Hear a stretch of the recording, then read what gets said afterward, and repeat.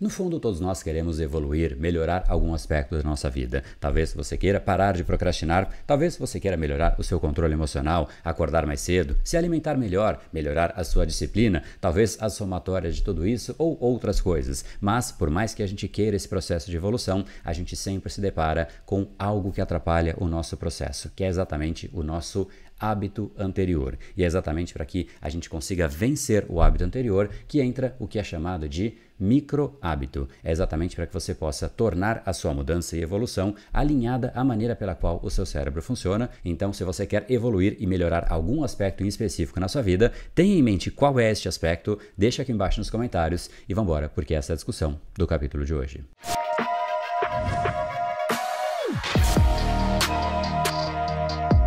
Fala pessoal, André do Bem Paula, academia cerebral, especialista em neurociência comportamental, criador do método Reprograme Seu Cérebro, e hoje é um capítulo especial porque nós falaremos a respeito dos micro-hábitos, algo que pode tornar o seu processo de mudança, de evolução, muito mais fluido, muito mais leve, intencional e constante, porque agora sim ele se torna alinhado à maneira pela qual o seu cérebro funciona, evitando que você comece a mudança, mas volte ao padrão anterior, o famoso muita iniciativa e pouca acabativa, começando várias coisas, mas deixando tudo meio que inacabado ao longo do processo. Então, para que isso não aconteça, não deixa de se inscrever aqui nesse canal, marca aqui embaixo o sininho para você receber as notificações e também clica aqui no like para eu saber que esse conteúdo ele é relevante para você. Essa mensagem de você clicar no like não só é importante para que a gente saiba, mas também para que o YouTube leve a nossa mensagem para mais e mais pessoas. Afinal, a gente faz com tanto carinho, com tanta dedicação para que você receba um conteúdo que realmente vai te ajudar a gerar um processo de mudança na prática, no dia a dia, e você realmente consiga melhorar aquilo que realmente está te atrapalhando e muitas vezes a gente sequer percebe. Agora vamos lá falar sobre os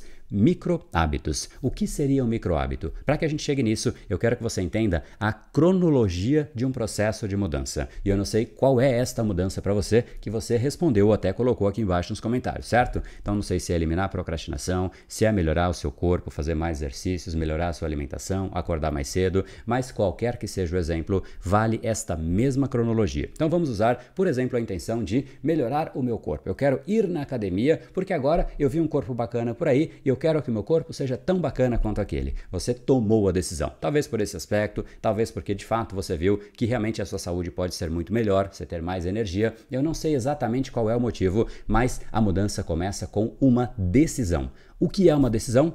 Essa já é uma primeira definição absolutamente importante para este processo. Uma decisão pressupõe um momento em que você olhou para o futuro e percebeu que, se você fizer uma inflexão da maneira pela qual as coisas acontecem hoje, a vida pode ser melhor, o futuro pode ser melhor, a sua rotina pode ser melhor, logo existe uma pressuposição de melhoria. Essa melhoria o cérebro antecipa. Você começa a pensar, poxa, eu quero que meu corpo seja assim. E você, de certa maneira, já se visualiza. Aqui entra inclusive a frase que eu trouxe no capítulo da última semana de David Allen. O poder de uma meta não é só o futuro que ela descreve, mas a mudança no presente que ela acarreta. Na hora que você toma uma decisão, como essa que eu citei, de melhorar o meu corpo, de, sei lá, você começar a empreender, e isso vai me trazer liberdade, talvez geográfica, talvez financeira, automaticamente você meio que já se sente como se você estivesse vivendo parte naquele futuro. Afinal, você começa a trabalhar pensando naquele futuro que não fazia parte da sua equação mental, mas passou a fazer parte. E é um futuro que, para você, é interessante. Logo, ele traz consigo prazer.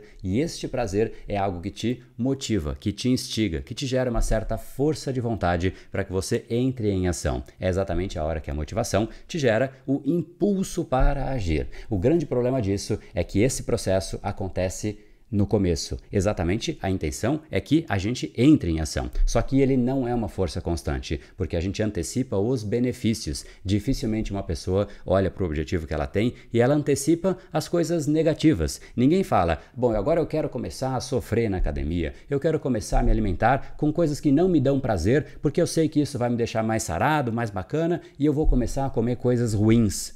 Não, a gente não faz isso. A gente antecipa a coisa boa, a gente visualiza o nosso futuro melhor e essa antecipação de coisas boas gera exatamente essa energia, essa antecipação acontecendo por conta da dopamina sendo inundada ali no seu cérebro e isso te gera esse prazer. Agora, o problema é que isso está só na nossa mente. Na hora que a gente começa a entrar em ação, a gente se depara com a realidade e a realidade não é tão bonita assim. A gente tem que acordar cedo e isso incomoda. A gente tem que comer coisas que não necessariamente são aquelas que a gente gostaria, mas que são mais saudáveis, que são importantes para o nosso objetivo. Ou seja, existe uma redução de prazer na rotina. O processo de melhoria, ele tem um preço, ele tem um custo. Você está investindo e investir necessariamente, por definição, significa tirar do presente para que você tenha mais lá no futuro, mas invariavelmente você tira do presente. Aqui, neste momento, aquela força de vontade tão grande começa a sofrer ali uma certa corrosão. Ela começa a diminuir e é exatamente por conta disso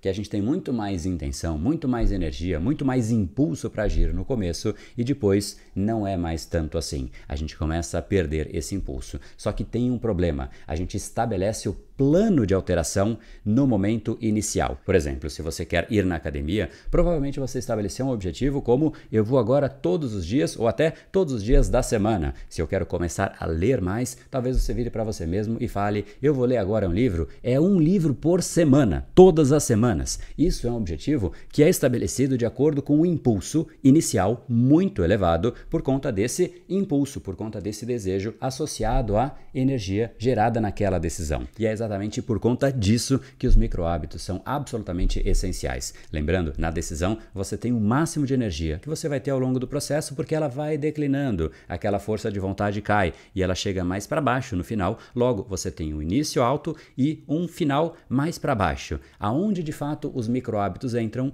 eles entram exatamente equalizando todo este processo, para que no começo, por mais que você tenha mais energia e poderia fazer mais coisas com mais intensidade, você não usa toda a sua energia, você não se cansa logo no começo, você não começa uma corrida, uma maratona, já gastando todo o seu combustível. Você começa com um hábito, com uma alteração, com uma mudança menor, mais sutil, mais leve e que vai fazer sim você sentir, poxa, isso foi fácil demais, mas ao mesmo tempo te faz se sentir bem, é agradável conquistar, fazer, ticar na sua lista de tarefas, você fala, isso de fato eu fiz. Eu sempre tenho a minha lista aqui de tarefas aqui ao meu lado, inclusive, e conforme eu vou fazendo, eu vou riscando. O ato de riscar é absolutamente prazeroso, independente de ser uma coisa muito simples ou não tão simples assim, simplesmente eu vejo que eu estou evoluindo, eu estou fazendo. Essa é exatamente a hora em que você equaciona o processo de mudança. Então, aonde os microhábitos entram, eles entram exatamente equalizando este processo.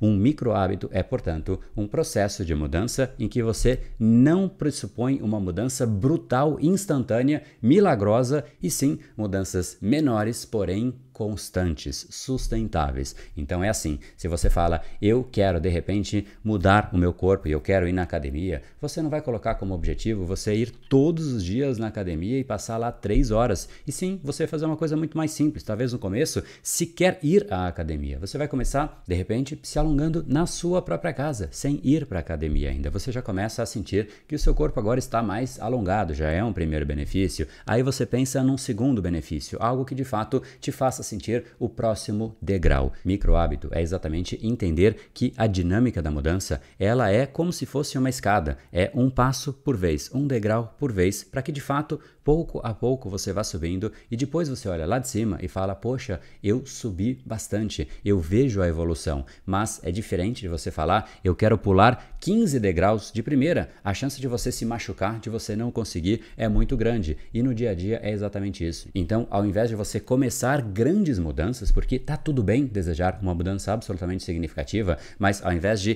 querer fazer tudo de uma vez, significa você criar um novo hábito pouco a pouco. É assim, eu quero virar um leitor, mas eu não vou de repente ler um livro por semana, eu vou ler 5 páginas por dia, algo que é simplesmente aquele horário ali que eu tô quase para dormir, eu começo a ler e eu pego no sono, mas no dia seguinte eu fico com a sensação de dever cumprido. Eu li as 5 páginas que eu de fato me propus a ler, então eu fiz o que eu me propus a fazer. Aqui entra o segundo componente, que ele é absolutamente essencial, que é essa sensação de dever cumprido, é a recompensa, é a hora em que você olha para você mesmo e fala, eu consegui fazer, eu me sinto competente. Essa sensação de competência, ela é absolutamente essencial porque ela fecha a equação, ela faz com que tudo se justifique. É o inverso de você tentar fazer algo, não consegue. E se você tenta e não consegue, tenta e não consegue, tenta e não consegue, chega em um momento e você fala: eu não nasci para isso, eu não vou jamais conseguir parar de procrastinar, eu não vou jamais conseguir ter controle emocional, eu não vou jamais conseguir ler um livro inteiro. Por quê? Porque você está errando na dosagem. Microhábito é exatamente você